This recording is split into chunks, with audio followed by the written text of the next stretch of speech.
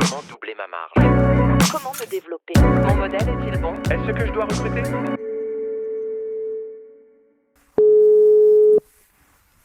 Hello Johan, c'est Nicolas. Bonjour. Merci de venir dans l'émission. Alors on se connaissait dans une autre vie, mais on s'est perdu de vue il y a longtemps. Qui es-tu aujourd'hui? Que fais-tu? Ok, je m'appelle Johan Briand. J'ai commencé mon premier business il y a 25 ans et on s'est croisés en chemin, effectivement. C'est de la facilitation et de la livraison à des groupes corporate. Il y a 25 ans, c'était un peu la jungle, le Far West quoi, de Internet. Et puis depuis, j'ai pratiqué pas mal de techniques d'e-marketing et puis les outils se sont vachement développés. Aujourd'hui, après une parenthèse d'environ 8 ans de salariat, ça m'a fait prendre conscience, tu vois, de mon goût pour la liberté, on va dire. Et plutôt que de chercher un job et de dépendre d'un nouveau boss et d'un autre système, je me suis dit que j'allais retourner aux sources. Et maintenant, tu me vois là repartir de zéro avec une tonne d'expertise, on va dire, d'expérience marketing. Et voilà, je pars de zéro avec un nouveau business. Donc là, tu te lances Voilà. ou tu es déjà lancé? Alors, je me suis lancé il y a quelques mois, on va dire octobre-novembre, et puis après avoir fait une pause. Et puis maintenant, j'ai l'impression que je peux vendre n'importe quoi, mais pas moi. Disons que c'est ça le sentiment là. Tu vois, Alors tu je vends dirais quoi? qu'au cœur des problèmes. Tu vends quoi? Tu as essayé de te vendre en termes d'expert, acheter Johan, il va vous aider. Et ça n'a pas Ah non, marché, tu es non. en train de pivoter, c'est ça que tu me dis? Non, non, en fait, j'ai essayé donc de faire de la prospection, puisque ma spécialité, c'est l'implémentation de funnels d'email marketing, d'outils marketing, euh, et de tout ce qui peut aider un e-commerce à vendre à peu près n'importe quoi. Et donc, je me suis dit que j'allais contacter des sites ou des influenceurs qui partagent mes valeurs, on va dire, qui me semblent aider les gens, leur audience, et qui semblent apporter de la valeur, une valeur positive, constructive autour d'eux. Et je me suis dit que ça allait être en fait le, le- le vecteur de ma nouvelle activité. Et donc, personne ne me connaît, donc j'ai commencé à juste démarcher en partant de zéro. Vraiment, je me suis dit que c'était ça, c'est comme ça qu'il fallait faire. Et pour l'instant, à part des murs, j'ai pas rencontré grand-chose. Tu les vois comme les sites et les influenceurs, tu les vois comme des clients ou tu les vois comme des gens qui vont t'aider à trouver des clients? Alors au début, je me suis dit que c'était des clients, que je vois un peu comme des partenaires plutôt, puisque j'essaie d'aller vers l'equity plutôt que vers une implémentation et de vendre juste un service. Euh, donc, Tu essaies je d'aller vers suis parti l'equity, ça vraiment veut dire hyper naïf. tu proposes aux Equity, ça gens veut de leur... dire ouais, écoutez, ça veut dire, je leur propose un deal win-win, c'est-à-dire que s'ils vendent, par exemple, je sais pas, on va dire un chiffre d'affaires, ils vendent 10 000 par mois et que avec mon input, ils passent à 30 000 par mois, et ben, je prends 1% sur ce qu'ils gagnent en plus grâce à mon input sur leur business. Ok. Voilà. Tu prends, tu sais, tu as benchmarké les agences qui font ça, tu sais à peu près où tu es en termes de prix. Parce qu'en fait, là, j'ai l'impression qu'on est sur un sujet de positionnement. Tu as une offre, il va falloir vérifier deux choses. Une offre, c'est j'achète quoi et j'achète à quel prix. Donc, il faut vérifier que tu es crédible en tant qu'expert marketing et il faut vérifier que tu es au bon prix par rapport à ton positionnement. C'est-à-dire, si je considère que tu es un expert marketing avec peu de références et peu d'expérience, bah, je voudrais que tu sois moins cher qu'un autre expert marketing avec beaucoup de références et beaucoup d'expérience. Tu peux me dire un peu ce que tu as identifié quand tu as cherché un peu le marché? Alors, je me suis pas posé la question de cette manière-là. Et ce Mhm. que j'ai identifié, c'est que j'arrive, avec l'expérience, j'arrive à estimer vraiment très précisément combien un prospect va générer ou un futur partenaire va générer en me laissant gérer l'implémentation donc du marketing.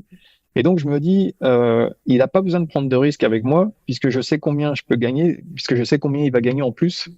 Je peux estimer à partir d'un petit audit avec lui combien il va gagner en plus. Donc en fait, j'ai pas essayé de me positionner parce qu'effectivement, que- j'ai pas de référence. Sauf que si tu viens me voir et tu me convaincs que si je fais de la publicité par ce canal et que je dépense 1000, je vais gagner 10 000, d'accord? Et tu me dis, moi je regarde Ouais. 7 et puis toi t'en gardes 7, moi j'en prends 3. Tu m'as peut-être convaincu, mais du coup je vais me dire, ouais, 3000 pour régler mes Google Ads, peut-être que je peux trouver un autre gars qui le fait et puis je vais trouver un gars qui le fait pour 300 euros. Donc si tu veux me Ouais. convaincre qu'il y a un gâteau, c'est qu'une partie du truc. Il faut derrière me convaincre que c'est avec toi que je veux le faire. Donc soit c'est parce que tu es tellement fort en tant qu'expert marketing que j'ai pas besoin de discuter de tes prix parce que tu vas rendre le gâteau plus gros que n'importe qui, donc il vaut mieux que tu en prennes un gros morceau aussi. Mais si le gâteau, tu me proposes 100 000, bah, je veux bien que tu prennes 20 000, j'ai gagné 80. Mais si ce que tu me proposes, c'est des performances normales de campagne normale, mais qu'en fait, en le faisant en pourcentage, tu m'as l'air cher, et je suis pas sûr que si tu es bon, je pense que c'est ça le problème que tu as aujourd'hui. Donc il faudrait qu'on voit comment on peut les convaincre que tu es bon et comment on peut être sûr qu'on est si on est en fait décider si tu es trop cher ou si tu es au bon prix.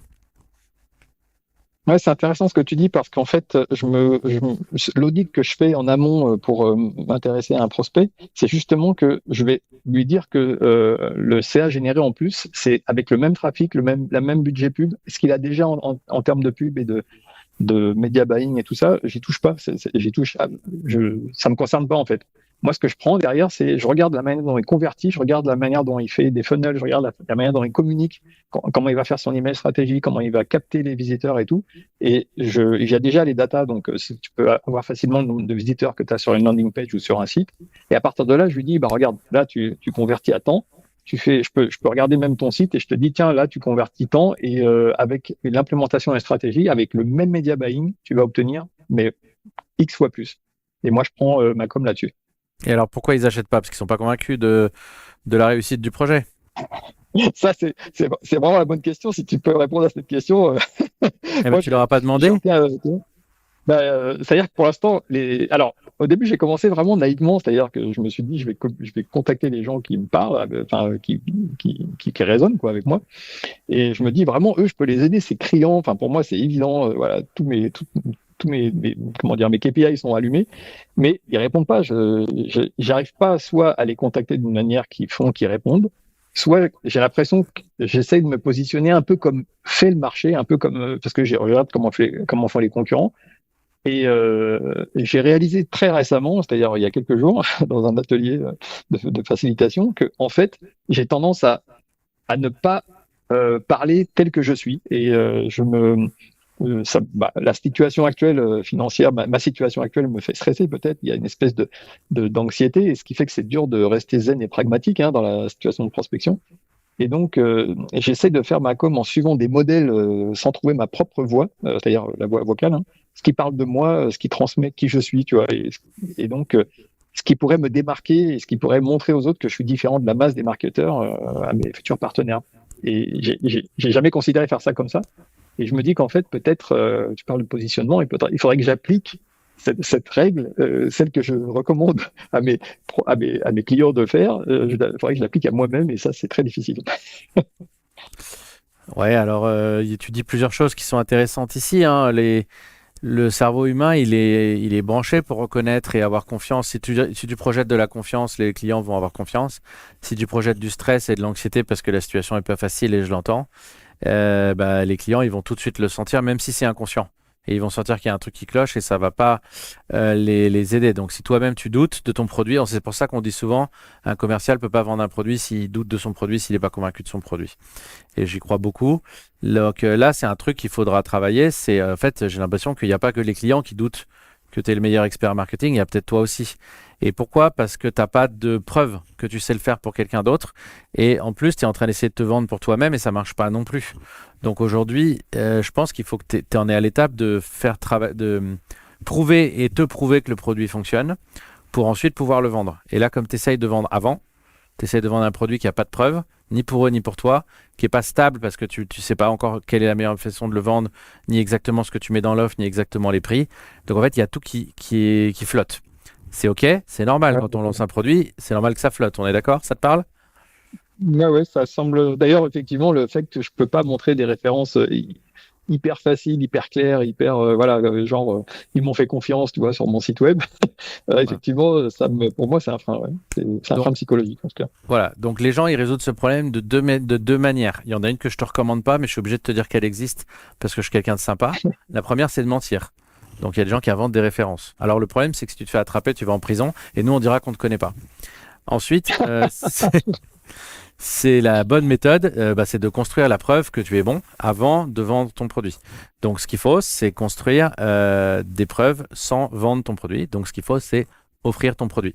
Donc tu as deux possibilités. Soit tu trouves des gens qui sont justement des influenceurs qui, si tu réussis avec eux, vont avoir plus d'impact pour toi plus tard et tu leur proposes ce qu'on appelle des fois une offre mafia, une offre qu'ils ne peuvent pas refuser, où tu vas en gros prendre une partie du budget gratos pour eux, où tu leur rembourses s'ils n'ont pas de résultats. Enfin, tu vas faire en sorte que ce soit impossible pour eux de dire non. Tu vas perdre de l'argent les 2 premiers mois parce qu'en fait, tu vas construire, c'est comme du développement produit. Au lieu d'acheter un développeur pour construire un logiciel, tu vas passer 2 mois à construire toi-même ton produit et ton produit sera ta ref. Et le fait que cet influenceur parle de toi derrière parce que tu as été trop fort.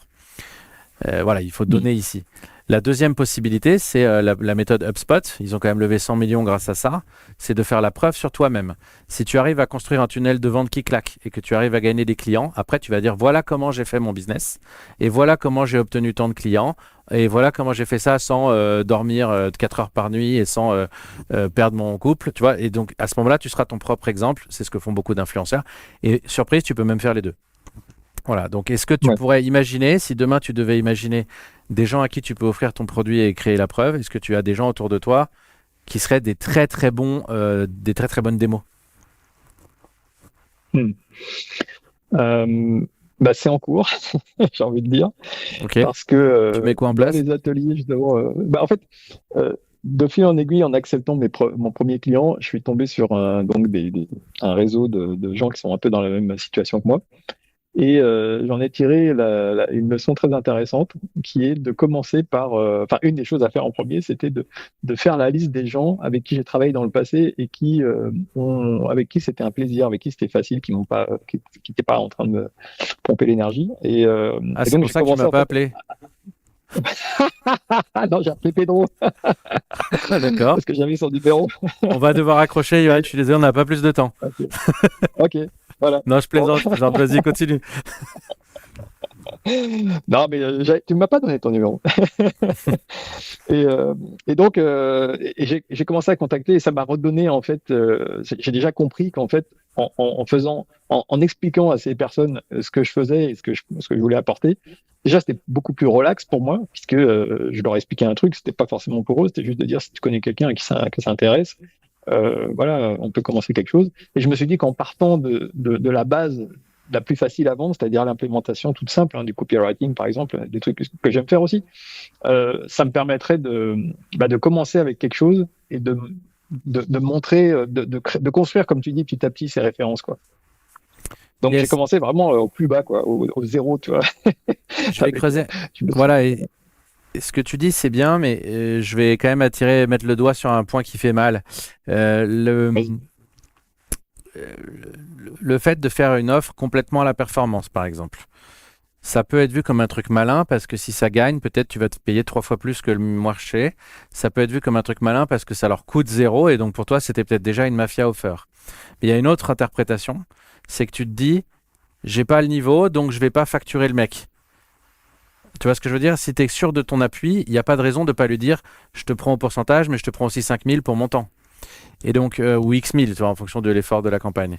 Et donc, je pense qu'au fond, il faudrait mieux que tu essayes pas d'être malin sur la facturation au début et que tu sois en invest. Et par contre, une fois que tu auras fini cet invest, ce que je voudrais, c'est que tu en aies des références tellement fortes que là, tu sois à l'aise pour facturer le bon prix, que ce soit avec du pourcentage ou pas, ou peut-être qu'il y a 2 offres différentes. Mais tu vois, tu pourrais être... Là, ce que tu m'as dit tout à l'heure, c'est quand même très clé. Genre, pendant les conversations, je suis pas moi-même très confiant. Et donc, en fait, je pense que tout ça, ça se sent. Si tu viens me voir et que tu me dis, je suis pas trop sûr, mais je pense que je peux faire un truc bien et ça te coûtera rien, c'est le truc le moins désirable au monde. Je préfère que tu me dises, je suis très bon, mais je suis très cher. Et donc voilà, construis cette confiance avec des clients gratuits et dans 2-3 mois, ou pas gratuits, mais il faut que tu trouves le truc qui fait qu'ils seront obligés de dire oui. Et ensuite, dans 3 mois, par contre, tu te poses là, ou 6 mois. Et et donc maintenant, la question, ça va être comment dans ta vie tu vois le truc. Si en fait, tu étais en train de chercher comment avoir des revenus plus vite, et si je suis en train de te dire la bonne réponse, c'est d'avoir des revenus plus lentement, comment tu vois les choses? Est-ce que tu arrives à faire du hustle sur le côté pour laisser le temps à cette offre de maturer? Ouais, c'est vrai que tu appuies là où ça fait mal. Euh, et effectivement, euh, la logique pour moi de la façon dont je vois mon activité, mon business, c'est qu'effectivement, au bout d'un certain temps, je préférerais proposer un high ticket stratégie en entrée plutôt que de l'implémentation. Et donc passer directement avec des clients où comme tu dis, OK, je demande euh, je sais pas, un high ticket à 5 000 euros sur de la stratégie complète sur mesure du client. Et derrière, je commence à faire de l'implémentation ou même je délègue l'implémentation et je supervise l'implémentation avec des freelancers, tu vois. Et effectivement, pour en arriver là, effectivement, ça a du sens que tu dis de commencer par des revenus plus humbles et essayer de faire en sorte que ça me suffise à me rassénérer et à donner un message plus zen et plus professionnel, quoi, en fait, plus stable, plus pragmatique. Ouais, d'autant Et que c'est- Yes, d'autant qu'on a parlé éventuellement de ton approche et de ta posture, mais il y a peut-être en soi le fait de ne pas avoir de rêve, c'est très compliqué. Donc c'est sûr que toi, la personne, elle va aussi, au-delà de la façon de vendre et du ressenti qu'elle a, elle va quand même regarder des choses très objectives de performance. Vendre de l'expertise marketing, aujourd'hui, c'est quelque chose qui existe partout sur le marché. Moi, je reçois, dès que j'ajoute quelqu'un sur LinkedIn, il me propose de faire du personal branding et du marketing pour moi. Donc, c'est un marché très bouché, donc il faut bien être clair sur ce que tu fais. Est-ce que tu es meilleur que les autres? Est-ce que tu es moins cher? Est-ce que Alors, partager de la perf, c'était peut-être une bonne idée en soi. Là, le marché, il t'a déjà dit que c'était pas suffisant ou pas la bonne approche. Donc maintenant, il faut pivoter. Le truc que je voudrais aussi dire, tu as deux façons de te rater. Donc la première, c'est de continuer à essayer d'être sur le modèle à l'échelle alors que c'est pas encore mature. La deuxième, c'est si ce que tu fais en attendant, c'est de te dévoyer. Par exemple, imaginons que maintenant tu prends des offres pas très chères sur des plateformes de freelance et avec ça, tu arrives à vivoter. Mais du coup, peut-être après, tu es coincé parce que du coup, tu dois les livrer non-stop. Nous, on parle beaucoup à des gens qui sont coincés parce qu'ils doivent livrer, mais ils n'ont pas de marge. Donc, le vois pas comme, Ouais. OK, j'ai visé trop haut, je vais redescendre et je vais retrouver mon niveau. C'est surtout pas ça que je dis. Vois-le comme je suis assez malin pour me préparer un temps de préparation de produits de R&D. Par contre, donc je me donne par exemple 2 mois ou 3 mois, dans 3 mois, je sors du R&D et j'y vais vraiment. Et tu les distingues bien. Faut pas que ça devienne ton mode normal d'offrir des trucs. Quand je te dis d'offrir des trucs, c'est pas un business. C'est que c'est l'étape nécessaire pour, tu vois, au début, je sais pas si tu te souviens combien on facturait nos trucs et combien on les facturait au début et à la fin. Je pense que ça te parle. Ça Ouais. n'a jamais été le plan de facturer pas cher. Mais par contre, il faut passer par là pour jouer dans la cour, quoi. Ouais, effectivement, c'est pas évident de faire cet équilibre parce que effectivement, je suis tenté de prendre des offres qui vont me demander beaucoup de temps et qui vont être mal payées. Et Voilà. effectivement, je comprends ton point de vue et je pense que ça a tout à fait du sens aujourd'hui. Et même si c'est difficile à accepter parce que c'est anxiogène pour moi, hein, dans le travail d'introspection que j'ai fait dans ma vie, j'ai bien identifié que cette anxiété-là, elle revient assez facilement dès que je me dis, ouh là là, j'ai pas assez d'argent pour payer quoi que ce soit dans les factures de la famille. Et du coup, j'aurais tendance à accepter des choses qui vont bouffer tout mon temps et qui vont Ouais. m'enlever la possibilité de prendre du recul, ouais, effectivement. Donc moi, j'ai 2 idées concrètes, si tu veux, pour pas tomber dans ces pièges. 2 chemins, 2 options. Et t'es pas obligé de décider Vas-y. maintenant, mais réfléchis-y. Choix Ok. numéro 1, tu deviens l'apprenti de quelqu'un qui fait déjà ce que tu veux. Du coup, tu vas être sous-payé, mais en fait, tu vas travailler avec un expert et tu vas voir comment il fonctionne, comment il vend, et tu vas regarder son tunnel de vente, et tu vas regarder ses produits, et tu vas regarder ses prix, et tu vas pas lui piquer de clients, mais par contre, après, tu sauras faire. Et tu seras confiant. Peut-être tu diras, je savais déjà faire en fait, mais maintenant j'ai confiance et je sais comment il faut que j'attaque. En plus, tu pourras prendre les références. Tu pourras parler à des clients de la fois où tu as aidé machin. Même si c'était pas toi le lead, tu pourras en parler. C'est souvent comme ça les métiers d'expertise. Tu commences à côté de quelqu'un qui a pignon sur rue. Ça, c'est le choix numéro 1. Choix numéro 2, tu proposes effectivement des produits un peu gratuits et du coup, mais tu les proposes vraiment gratuits à des gens vraiment stylés. Comme ça, tu vas pas chercher des revenus, tu vas vraiment chercher de la ref, de l'expertise, de la visibilité. Et en attendant, tu trouves un job à mi-temps qui n'a rien à voir avec celui-là et qui te fait gagner le plus d'argent possible en le moins de temps possible. Et t'essayes pas de devenir un petit marketeur. Tu restes sur ta logique de j'investis pour être un expert marketing et en attendant, je trouve une solution pour bouffer. Tu vois, pour pas Ouais, c'est diluer une les bonne deux. idée. Pour pas diluer les deux. Voilà, ça J'aime te bien donne la de quoi deuxième, réfléchir. effectivement. Tu penses que tu as une préférence entre les deux? Le deuxième, clairement, c'est plutôt mon approche. Ok. Bah écoute, La première, explore en bien. fait, ça se rapproche beaucoup de ce que j'ai fait dès le début. C'est-à-dire que cet été, je m'étais dit que j'allais profiter de ma famille, donc, pendant les vacances. Et j'ai commencé à rejoindre des communautés. J'ai acheté des formations qui étaient autour de, voilà, des outils d'aujourd'hui, des choses comme ça, parce que ça m'intéressait de voir ce qui se faisait. Et puis, justement, pas d'aider directement quelqu'un qui était un pro ou une référence du marché, mais plus de profiter de cette expérience. Et pour moi, trouver des mentorships de ce genre, c'était important. Donc la deuxième me parle plus aujourd'hui parce que j'ai des idées. Tu évoques directement des approches des prospects ou des personnes que effectivement je me disais que c'était euh, pertinent pour moi de les contacter et que ça ils répondent bien à ce que je veux transmettre et à ce que je veux vendre en fait, comme valeur et comme voilà comme type de marché. Et maintenant que tu me le dis comme ça, je me dis que ça serait un super angle d'approche. Donc je vais tenter ça, ouais. Je vais Yes. essayer ce. Ben, bon C'est courage ça. et je te donne un dernier conseil, les réseaux de petits indépendants. C'est très bien pour Ah, l'entraide, la confiance, avoir des gens à qui parler qui ont le même problème et se retrouver de l'empathie. Par contre, c'est pas des super relations business parce qu'un petit plus un petit, ça fait pas un gros. Et donc, ils n'ont pas forcément des clients ouais. à passer, ils n'ont pas forcément la preuve que c'est ça le meilleur produit et vous avez tous les mêmes problèmes, donc vous pouvez pas vous aider tant que ça. Donc, fais attention à pas trop être dans ça et allez plutôt chercher des gens qui sont au niveau d'au-dessus, Mhm. même s'il y en a moins. Ok. Voilà, bon courage, je te souhaite vraiment bonne chance, tu le mérites et tiens-nous au courant. Merci. Et moi, j'ai suivi votre route et je trouve que c'est génial. Continuez comme ça. Merci à toi. Bonne journée.